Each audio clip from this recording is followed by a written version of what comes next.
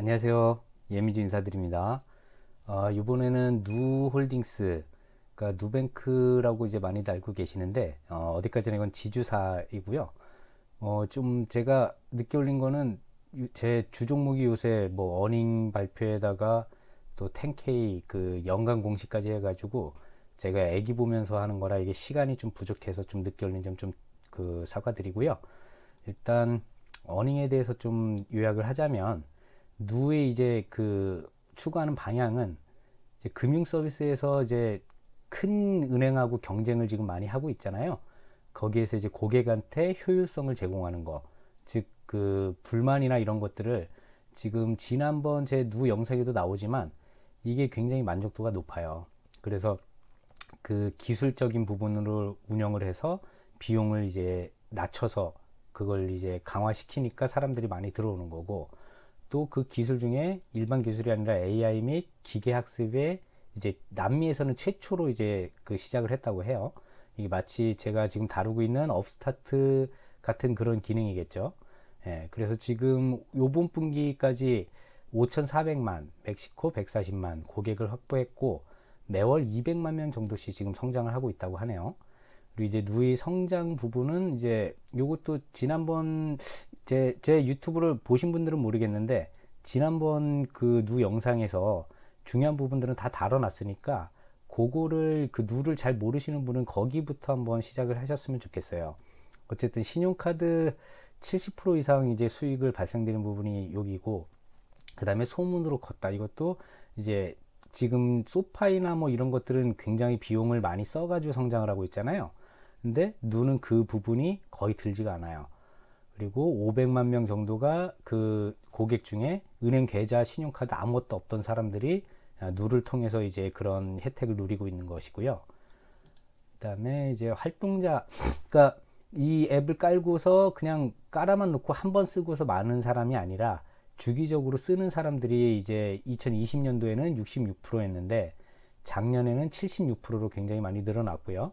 그러니까 외형 성장만이 아니라 이제 내실도 다져간다고 보시면 될 것 같아요. 그다음에 신용카드도 이제 전분기 대비 21%, 작년 대비는 78% 성장. 그러니까 브라질 그 다른 기관들의 성장률은 뭐 어차피 큰 기관들이기 때문에 성장률 자체는 굉장히 작겠죠. 그거에 대비하자면 거의 누의 성장은 거의 두 배를 그 넘어가는 거고요.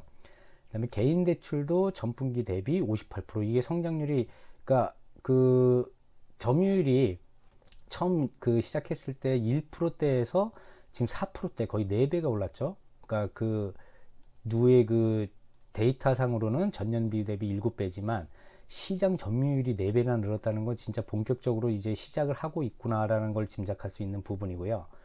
예금 부분도 전년 대비 87% 증가, 운영 비용은 20% 감소. 그 좀 여러 가지 좋은 데이터들이 이제 많이 나올 걸로 예상이 되는 부분이고요. 그다음에 여기서 이제 좀 주의할 게, 이번 분기에서 마진율이 좀 낮아졌다고 해요. 대손 충당금을 많이 쌓아서. 그래서 이 부분은 좀 중요한 거기 때문에 제가 뒷부분에 한번 다시 중요하게 좀 다뤄 볼 테니까 그 부분 좀 참조하시고요. 그다음에 활성화 고객당 평균 마진이 이제 5.6달러인데 그 중에서 이제 하나만 쓰는 사람이 아니라 세 가지 카드, 계좌, 대출 이렇게 쓰시는 분들은 30달러 이상의 이제 마진을 그 지금 보고 있다고 하고요. 그다음에 활성 고객당 수익 컨센서스는 시장에서 이제 15%였는데 18% 정도로 이제 빚을 한 거죠. 그래서 이거는 계속적으로 아마 늘어갈 거고요. 왜냐면 그 외형 성장뿐만 아니라 내실도 다지고 있기 때문에. 그 다음에 회사 자체의 컨센서스는 제공하지 않겠대요. 그냥 자기네들이 그 상황에 따라서 장기적으로 이제 그 성장하는데 더 초점을 맞추겠다고 하네요. 그 다음에 요것도 좀 중요한 부분이고, 이게 시간이 좀 많이 걸려서요. 이거는 제 그 뒤에 걸어 드릴 텐데, 그 업스타트에서 제가 이 부분을 좀 중요하게 다뤄서 NPL, 채권 유동화, 그러니까 이런 것들이 그 이 누 투자뿐만이 아니라 은행주, 핀테크, 리츠, 결제 관련된 그 종목들을 사고 계시거나 사려고 하면은 나중에라도 산다면 이 부분은 좀 알고 가셔야지 장기 투자에 좀 그 도움이 많이 돼요. 근데 이게 다른 유튜브에서 다른 것들이 없어서 제가 좀 알고 있는 지식 플러스 좀 조사를 많이 해서 좀 자세하게 다뤄놨거든요. 그러니까 제가 뒤에 그 달아드리면 요거를 꼭 업스타트 관심 없더라도 요 뒷부분으로 한 10몇 분 정도 돌려서 이 부분을 꼭 참조를 하셨으면 좋겠어요. 예, 본인의 그 나중에 그 다른 투자에 대해서도 도움이 되실 테니까요. 2년 동안은 그 NPL, 그러니까 부실률이라고 하면 되거든요. 부실됐을 때 그 채권을 또 유동화시키는 게 있는데 그게 낮았는데 정상적인 선의로 올라갈 거다.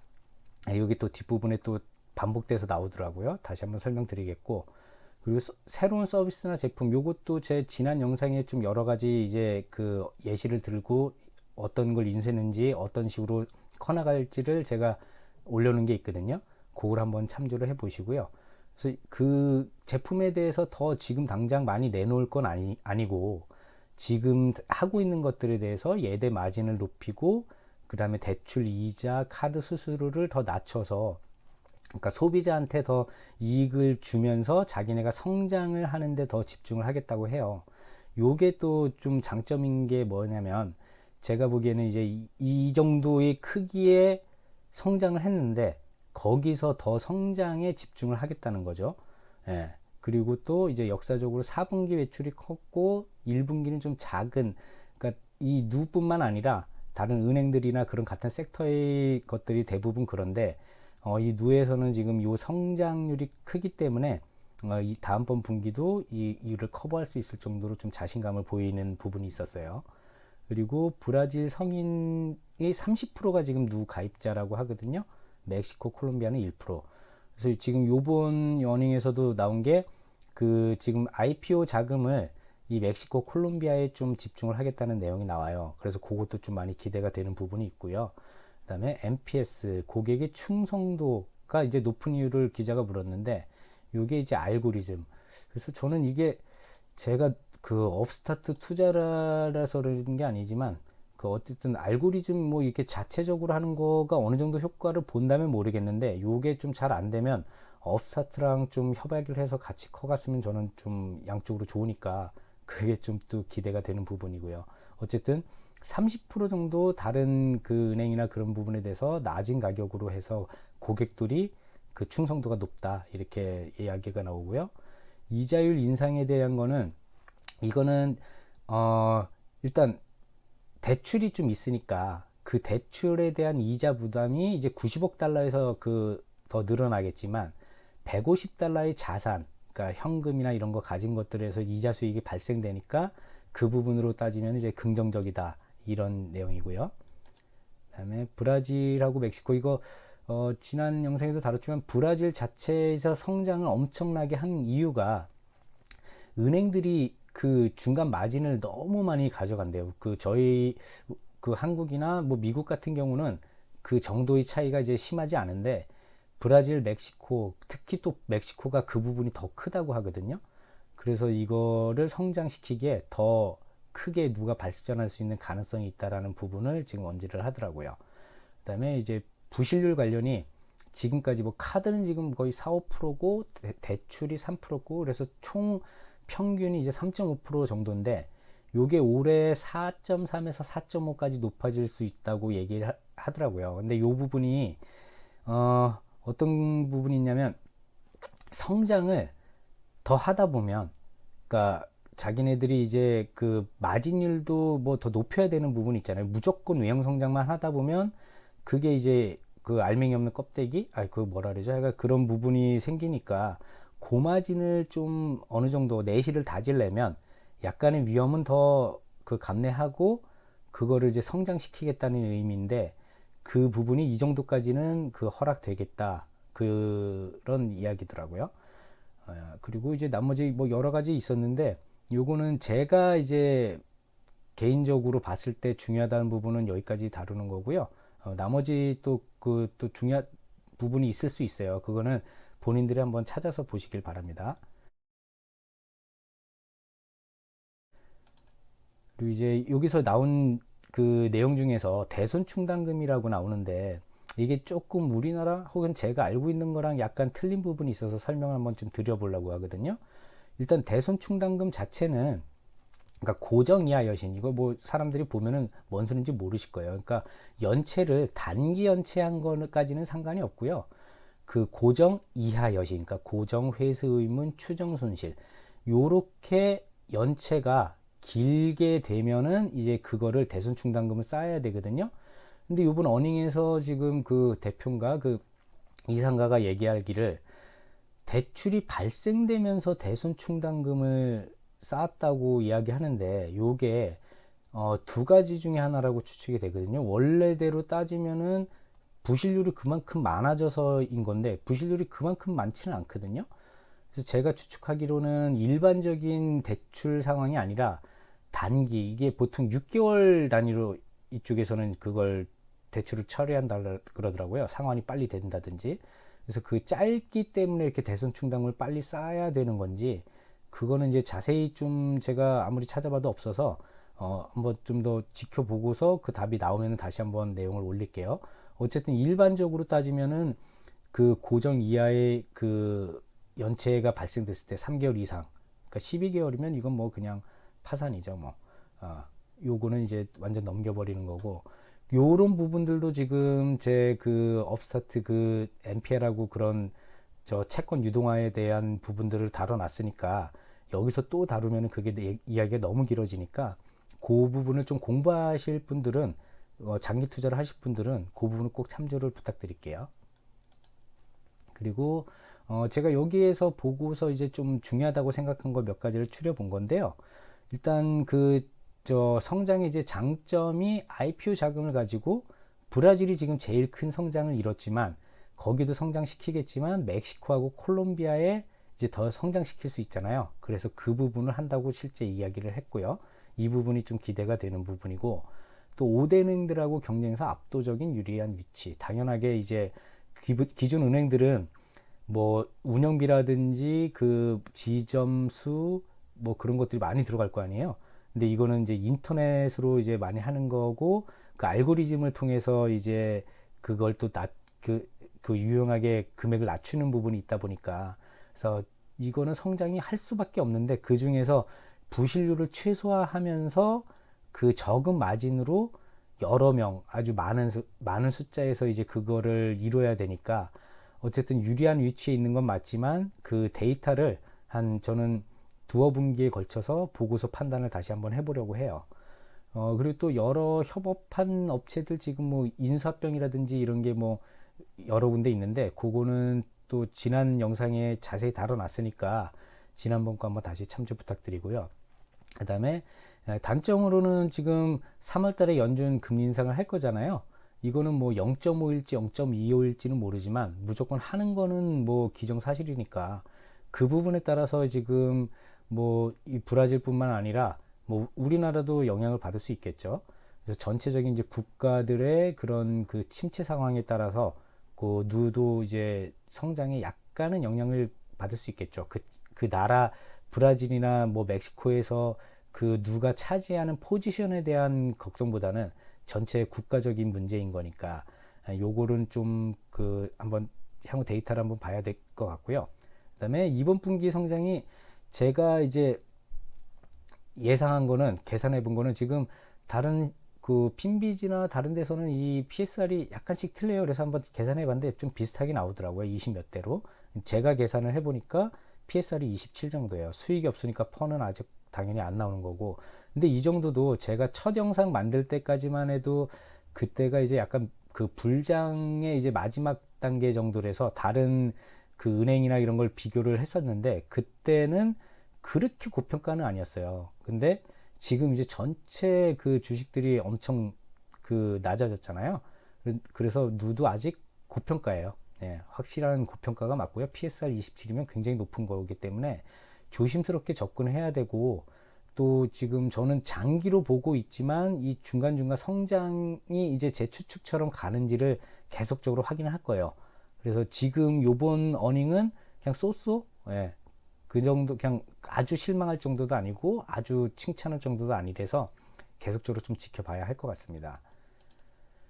그리고 지금 요거 시킹 알파에서 데이터 좀 가져온 건데, 여기서 이제 눈여겨볼 게, 지금 뭐 이 소득 부분에서 요 늘어난 거는 1분기에서 2분기, 3분기, 4분기 가면서 매출은 31%, 36% 증가하다가 요번 마지막 분기에서 21% 성장밖에 안 됐어요. 그래서 제가 지난번 영상 때도 그 댓글에는 남겼지만 20% 밑으로 이제 만약에 이 성장하면 엄청나게 좀 떨어질 수 있을 거라고 제가 얘기를 한 부분이 있었거든요. 그 턱걸이 수준 아주 애매하게 지금 성장을 해서 어쨌든 아주 큰 실망은 아니지만 요건 좀 지켜봐야 할 것 같아요. 근데 대선 충당금률이 30%대였다가 요번에 40%대.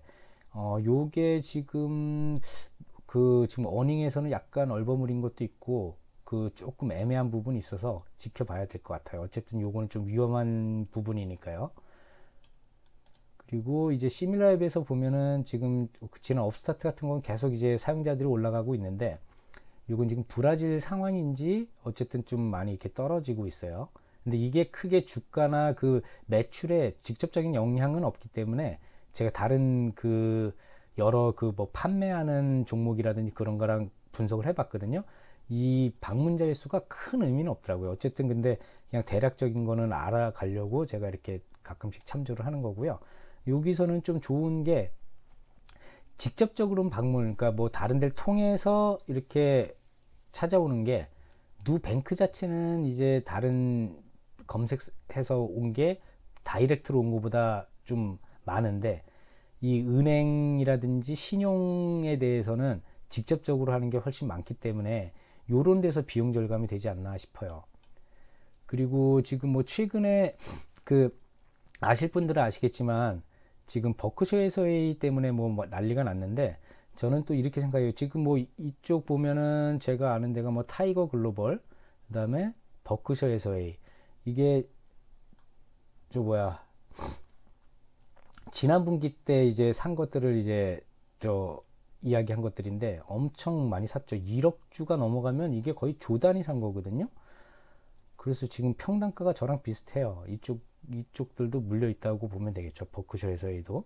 네, 이것 때문에 뭐 사람들이 뭐 그 국내 투자자들이 요거만 보고 단기적으로 사신 분들도 좀 있는 것 같은데 어, 이거를 보고 따라 사시는 것보다는 저는 지금 누가 단기적으로 급격하게 오를 일은 없을 거라고 봐요. 물론 뭐 5월 말에서 6월 정도에 저 뭐야 락업 해제되면은 그 전에 이제 또 작업이 들어가서 뭐 크게 뛰었다가 좀 다시 가라앉고 그런 부분들도 있지만 그것도 지금 기대할 수 있는 상황은 아니라고 보거든요. 그래서 이 버크셔 소이는 장기 투자자로 진짜 유명한 사람이잖아요.